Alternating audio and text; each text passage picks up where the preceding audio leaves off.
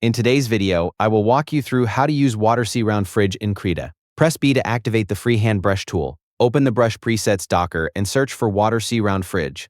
Select the brush to start painting. Use pen pressure to control your strokes. Light pressure creates softer and lighter marks, while heavier pressure produces darker and more saturated strokes with a stronger texture. Start with gentle strokes to create smooth shapes and soft color transitions. Build up your artwork gradually by layering strokes over areas where you want more depth and texture. For larger strokes, increase the brush size using shift and drag or the size slider. Use broader strokes for filling areas, blending colors, and creating rounded textured effects. To adjust the brush behavior, press F5 to open brush settings and change the available options to control the brush texture, opacity, and overall brush effect. The WaterC Round Fridge brush is designed to create smooth, rounded strokes with a soft water-based texture. It's great for painting, blending, adding soft details, and creating natural-looking effects when you want a gentle painterly finish. And that's how to use WaterC Round Fridge in Krita.